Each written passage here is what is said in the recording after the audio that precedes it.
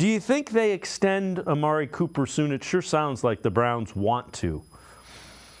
Price has to be right. I'm really interested to see where the Browns and Amari Cooper are on this, right? Because I'm pretty sure Amari Cooper's going to want to get the most out of his value.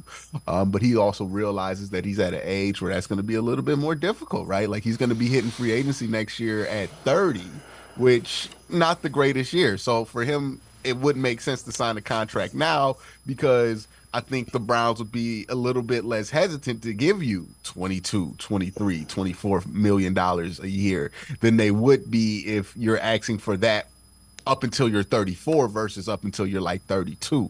So, a lot of things are lining up for this to happen. If the Browns are willing to do it, if it makes sense for them in their situation, they will.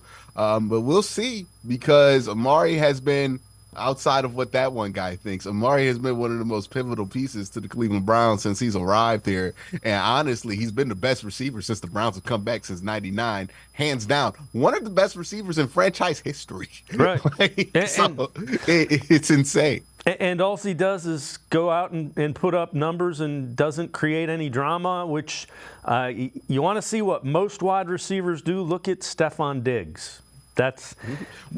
That's all I got. And I would say this with Amari Cooper, too. He's put up that production over the last couple of years, which this guy left out of his article, with 6 different starting quarterbacks, right, which is pretty impressive, right? Jacoby Brissett, Deshaun Watson, DTR, Joe Flacco, Jeff Driscoll was thrown in there one game, PJ Walker.